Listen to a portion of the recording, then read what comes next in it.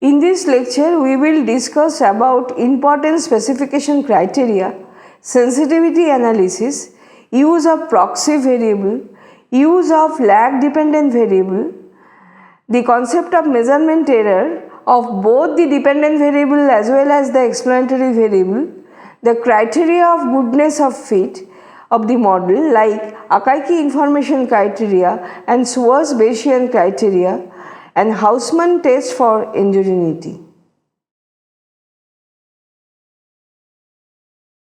In this lecture, we will start our discussion by some important specification criteria. We can summarize the previous discussion into 4 criteria to help to decide whether a given variable belongs to the equation. First of all, we have some suggestion from economic theory. Is the variable placed in the equation and unambiguous and theoretically sound? Then we have to go for t-test. Is the variable estimated coefficient significant in the expected direction? Third, you have the measure of adjusted R square. Does the overall fit of the equation adjusted for degrees of freedom improve when the variable is added to the equation? And finally, regarding bias, do other variables' coefficient change significantly when the variable is added to the equation? If all these conditions hold, the variable belongs to the equation, and if none of them hold, it does not belong to that equation. The tricky part is the intermediate cases, which uses sound judgment, and almost any result can be obtained from a specification database by simply specifying different regression until estimated or estimates with desired properties are obtained. Hence, the integrity of all the empirical work is open to question. To counter this, the following three points of best practices in specification searches are suggested. Rely on the theory rather than statistical fit as much as possible when choosing about the variable, functional form and the like. Then minimize the number of equations estimated except for the sensitivity analysis that will be discussed later in this section. Thirdly, reveal in a footnote or appendix all the alternative specifications that are estimated.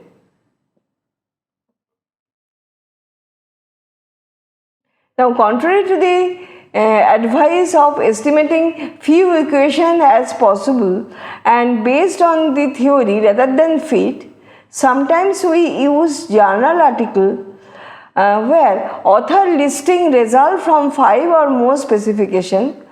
What's going on here? In almost every cases, the author have employed a technique called sensitivity analysis. The analysis consists of purposely running a number of alternative specifications to determine whether particular results are robust, not statistical flukes to a change in specification. Why this kind of analysis is useful? Because true specification is not known, and data mining involves exploring a data set and to try to uncover empirical irregularities or irregularities that can inform from economic theory. That is, the role of data mining is opposite to that of traditional econometrics, which instead test the economic theory on a data set. But be careful, a hypothesis developed using data mining technique must be tested on a different data set or in a different context than the one used to develop the hypothesis. And not doing so would be highly unethical. After all, the researcher already knows ahead of time what the result will be. Similarly, you can use the proxy variable because if the model is misspecified, because no data set are available on an important variable x, then it may be possible to avoid the omitted variable bias by using a proxy variable. A proxy variable must be related to the unobservable variable. For example, if x3 star is the proxy variable, then x3 star can be made a function of delta naught plus delta 3 x3 plus v3, where star implies the unobserved case. Now suppose we just substitute x3 for x3 star. So what do we need for this solution to give us the consistent estimate of beta 1 and beta 2?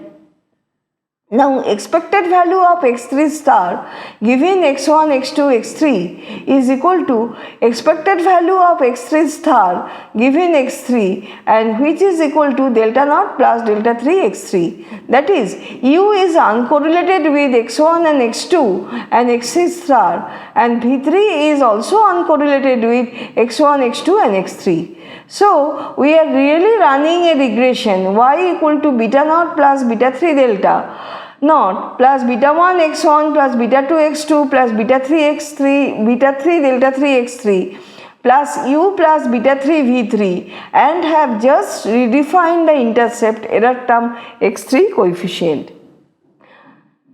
But one can end up with biased estimate, say x3 star equal to delta naught plus delta 1 x1 plus delta 2 x2 plus delta 3 x3 plus b3. Then really running y is equal to beta naught plus beta 3 delta naught plus beta 1 plus beta 3 delta 1 x1 plus beta 2 plus beta 3 delta 2 x2 plus beta 3 x delta 3 x3 plus u plus beta 3 v3 will mean the bias regression, and bias will depend on the sign of beta 3 and delta 1, and this bias may still be smaller than the omitted variable bias.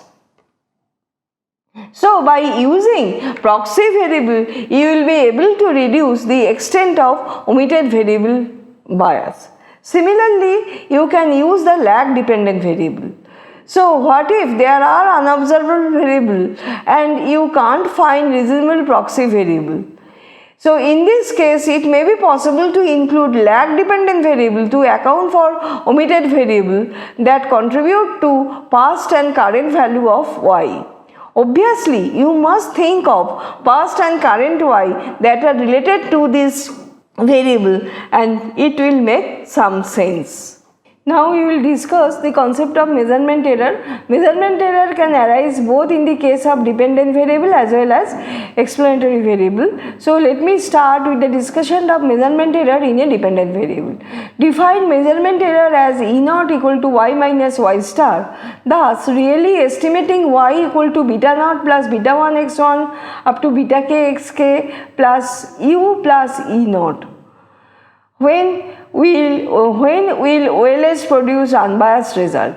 If we find that E naught and xj and u are uncorrelated, is unbiased, and if expectation of E naught is not equal to 0, then beta naught will be biased, though while unbiased, larger variances than with no measurement error. Now let us then discuss the measurement error in the case of explanatory variable. Define measurement error as E1 equal to x1 minus x1 star. Now assume expectation of E1 equal to 0 and expected value of y given x1 star and x1 is equal to the expected value of y given x1 star. Then really estimating y equal to beta naught plus beta 1 x1 plus u minus beta 1 e1. The effect of measurement error on OLS estimate depends on our assumption about the correlation between E1 and x1. Suppose covariance between x and E1 equal to 0. Now in this case OLS remain unbiased and variance will be larger. Now suppose covariance of x1 star and E1 equal to 0, which is known as classical error in variable assumption, and then covariance of x1 e1 equal to expectation of x1 e1 equal to expectation of x1 star e1 plus expectation of e1 square, and which is equal to 0 plus sigma e square. In this case, x1 is correlated with the error, so estimates are biased. And if we take plim of beta 1 hat, it will be equal to the true value beta 1 plus covariance between x and u minus beta 1 e1 divided by variance of x1. So this is equal to beta 1 minus beta 1 sigma e square divided by sigma x star square plus sigma e square. Now notice that the multiplicative error is just the variance of x1 star by variance of x1. Now since variance of x1 star divided by variance of x1 is less than unity, the estimate is biased towards 0, and which is called the attenuation bias. It is more complicated than with a multiple regression, but it can still expect attenuation bias with classical error in variable. Now finally we will discuss two goodness of fit criteria. One is Akaike information criteria and the other is Schwarz-Bayesian criteria. These measures takes into account goodness of fit and rewards parsimony for simplicity. The BIC criteria places a higher penalty on using degrees of freedom. Now let us start my discussion with Akaike information criteria. Suppose that we have a statistical model of some data and let L be the maximum value of the likelihood function for the model and let K be the number of estimated parameters in the model. Then AIC, that is the value of the model, is the following. AIC equal to 2K minus 2 log of L. Given the set of candidate model for the data, the preferred model is the one with minimum AIC value. So we will choose that model for which the Akaike information criteria will be less. Hence, Akaike information rewards goodness of fit as assessed by the likelihood function, but it also includes penalty, that is an increasing function of the number of estimates of the parameter.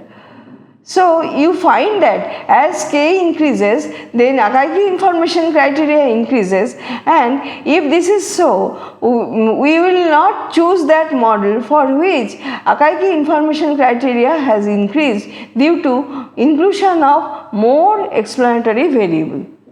Now the penalty discourages overfitting, increase the number of parameters in the model, almost always improves the goodness of fit.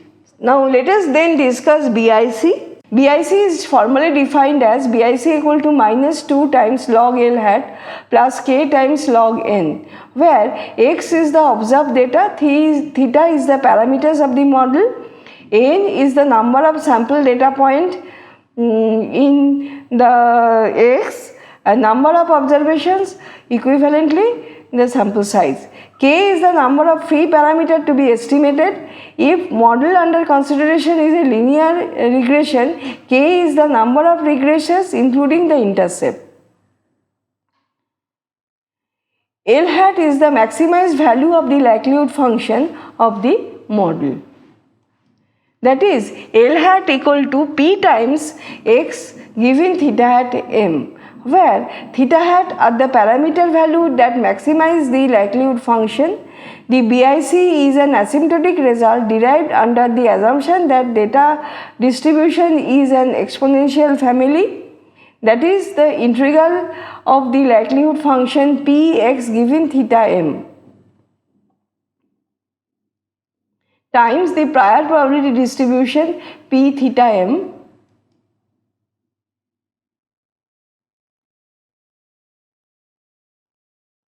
over the parameter theta of the model for fixed observed data x is approximated as minus 2 times log of p x given m, which is exactly equal to BIC, and which is equal to minus 2 times log L hat plus k times log of n minus log of 2 pi. For large n, this can be approximated by the formula given above. The BIC is used in model selection problem where adding a constant to BIC does not change the result. In the next step, we will discuss Hausmann's test for endogeneity. Consider the linear model y equal to x beta plus e, where y is the dependent variable and x is the vector of regressions, b is a vector of the coefficient, and e is the error term. We have two estimators for b, b0 and b1. Under the null hypothesis, both of the estimators are consistent, and but b1 is inefficient, has smallest asymptotic variance at least in the class of the estimator containing b0. Under the alternative hypothesis, b0 is consistent whereas b1 is not.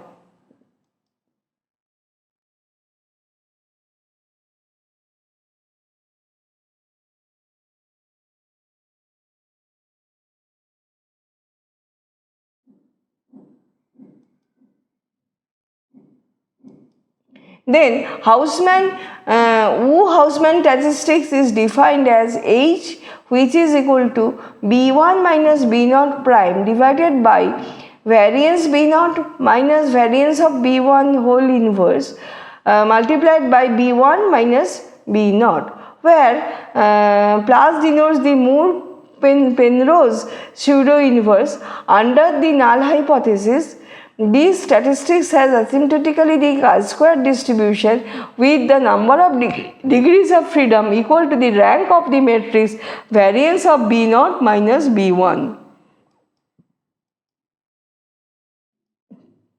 If we reject the null hypothesis, it basically implies that B1 is inconsistent.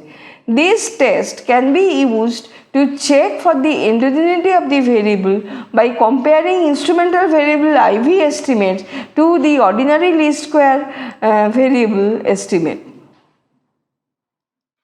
It can be used to check the validity of the extra instrument by comparing instrumental variable estimate using a full set of instruments Z to instrumental variable estimate that uses a proper subset of Z.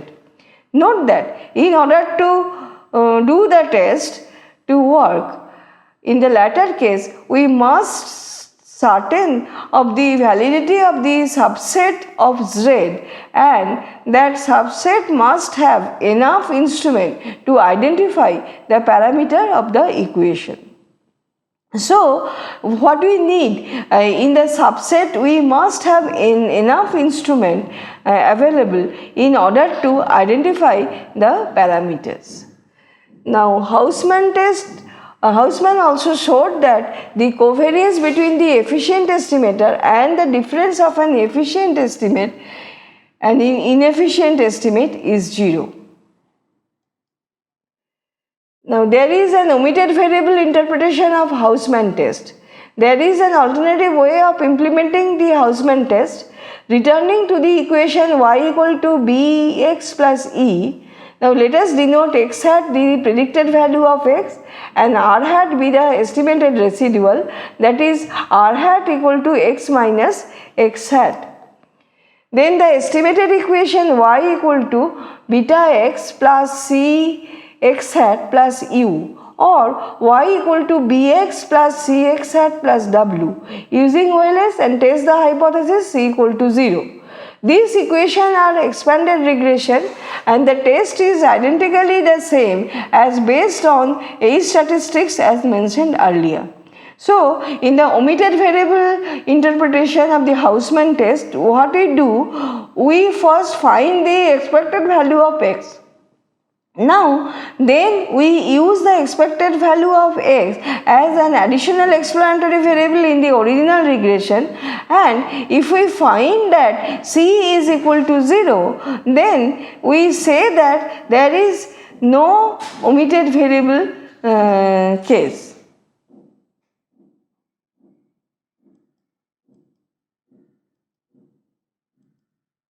The omitted variable interpretation enables us to generalize the test to the case where we have more variable whose endogeneity we are interested in testing. Suppose that one of the equation in a simultaneous equation model is y1 equal to b2y2 plus b3y3 plus a1z1 plus e1, and we want to test the hypothesis that y2 and y3 are exogenous, that is independent of e1, the alternative hypothesis being that they are not, and it is assumed that the variable z1 is exogenous. Then to apply Hausman test, we estimate the expanded regression